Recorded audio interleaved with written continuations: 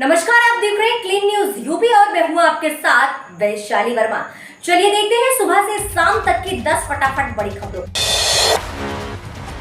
अब हर हाथ को काम देगी योगी सरकार। ओटीओपी से तहसील तक पहुंचेगा रोजगार और कारोबार। जिस तरह से प्रदेश के लगभग सभी जिलों का कोई न कोई विशेष उत्पाद है, उसी तरह अधिकांश तहसीलें भी विशिष्ट उत्पाद के लिए जानी जाती हैं। चाहे घोसी तहसील की गोठा कस्बे का गुड़ हो या हरदोई के संडीले का लड्डू।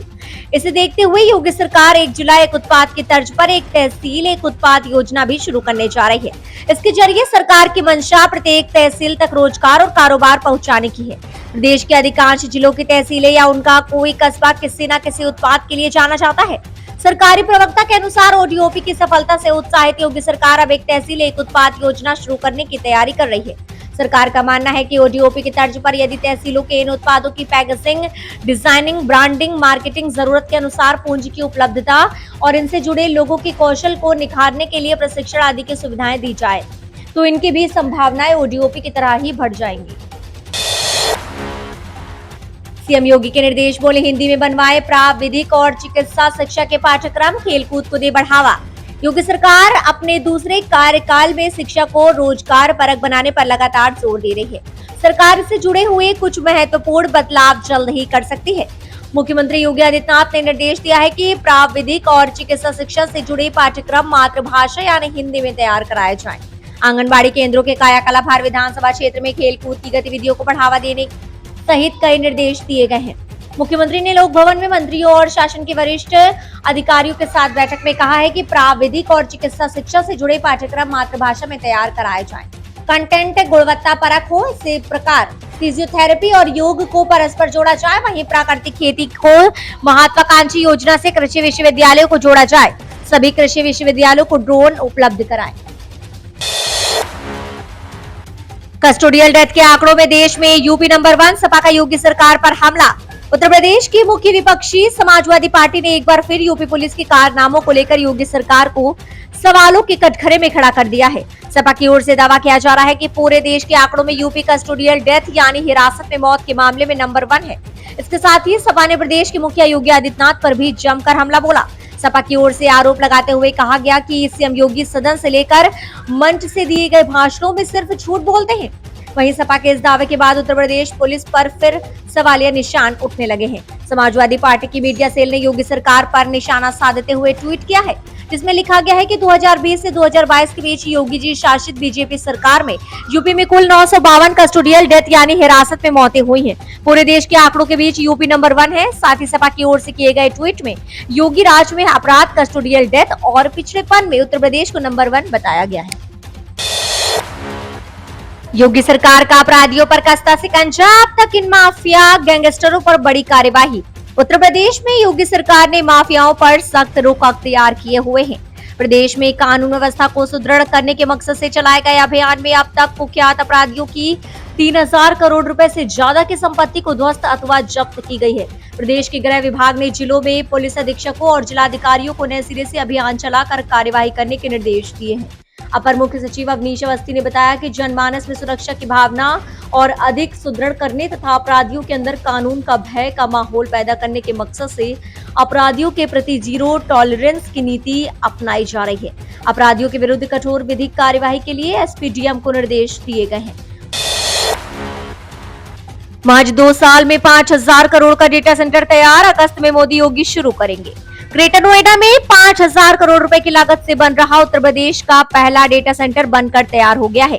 महज 2 वर्ष के रिकॉर्ड टाइम में यह परियोजना पूरी हुई है। अब अगस्त में प्रधानमंत्री नरेंद्र मोदी और मुख्यमंत्री योगी आदित्यनाथ इसकी शुरुआत करेंगे। मिली जानकारी के मुताबिक प्रधानमंत्री नरेंद्र मोदी ग्रेटर नोएडा आएंगे। पीएमओ और सीएमओ कार्यक्रम तय कर रहे हैं। आपको बता दें कि हीरा नंदिनी समूह ने इस डेटा सेंटर का निर्माण किया है।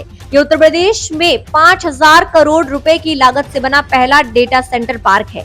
अब ये शुरू होने के लिए तैयार है। मुंबई के हीरा नंदिनी समूह ने इसे विकसित किया है। करीब 3 लाख स्क्वायर फुट परिसर में फैले इस डेटा सेंटर पार्क को महज 24 महीने में तैयार किया गया है।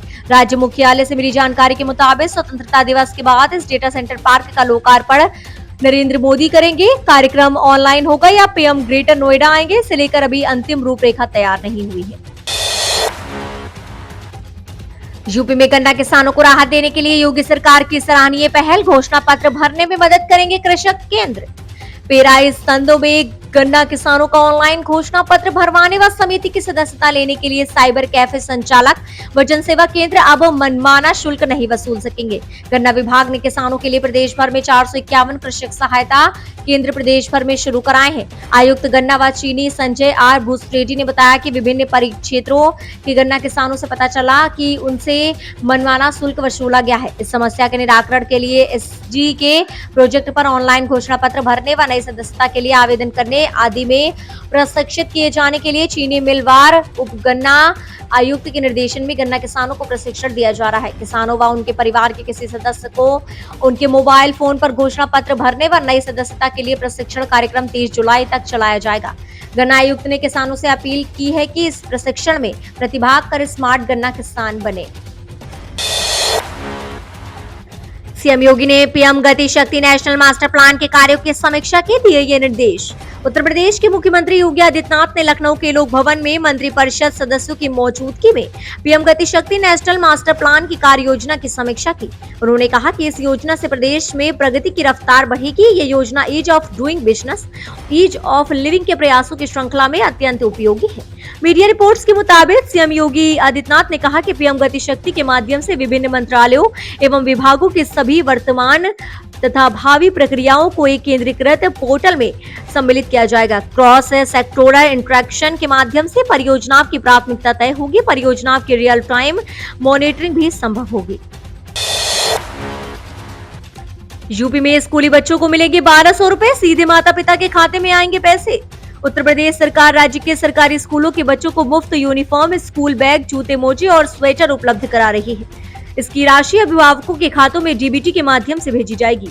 अब तक के इसके लिए प्रति छात्र 1100 रुपए भेजे जाते थे, जिसमें 600 यूनिफॉर्म के, 175 स्कूल बैग के, जिसमें 125 जूते मोजे के एवं 200 स्वेटर के शामिल होते थे।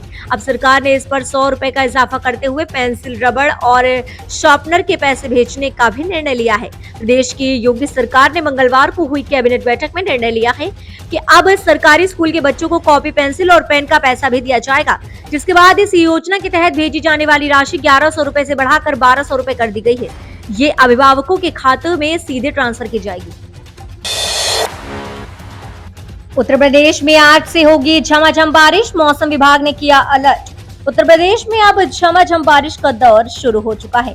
यूपी के कई हिस्सों में इस वीक झमाझम बारिश हो सकती है। मौसम विभाग के ताजा बुलेटिन के अनुसार आज यानी 27 जुलाई को भी उत्तर प्रदेश के ज्यादातर हिस्सों में बारिश का पूर्वानुमान है। बताया जा रहा है कि पूर्वी उत्तर प्रदेश में अधिक बारिश देखने को मिलेगी। आज यानी बुधवार को बारिश से तापमान में गिरावट के आसार हैं। उत्तर प्रदेश के अधिकतर हिस्सों में मध्यम से तेज गति की बारिश की भविष्यवाणी की गई है। आईएमडी ने बताया है कि पूर्वी से लेकर पश्चिमी यूपी में आज बारिश हो सकती है। मौसम विभाग की ओर से आज यानी 27 और 28 जुलाई को लेकर ऑरेंज अलर्ट जारी किया गया है। लखनऊ मौसम विज्ञान विभाग के अनुसार जारी अलर्ट के मुताबिक 27 जुलाई को पश्चिमी यूपी से लेकर पूर्वी यूपी के अनेक स्थानों पर बारिश होगी और बिजली भी चमकेगी। साबा डेयरी के पाउडर प्लांट का पीएम मोदी 28 जुलाई को करेंगे लोकार्पण। 305 करोड़ की लागत से तैयार किया है ये प्लांट। प्रधानमंत्री नरेंद्र मोदी 28 जुलाई गुरुवार को साबरकांठा जिले में साबा डेयरी के 3 नए प्लांटों का शिलान्यास व लोकार्पण करेंगे, जो गुजरात के पशुपालकों की आय बढ़ाने की दिशा में एक महत्वपूर्ण कदम सिद्ध होंगे। इससे साबरकांठा के पशुपालकों को वार्षिक 700 करोड़ रुपए की अतिरिक्त आय होगी। मुख्यमंत्री भूपेंद्र पटेल के मार्गदर्शन में राज्य सरकार किसानों तथा पशुपालकों की आय बढ़ाने के नूतन दृष्टिकोण एवं नीतियों के साथ कार्य कर रही है। 5 एकड़ क्षेत्र में 600 करोड़ रुपए के निवेश से ये प्लांट स्थापित किया जाएगा।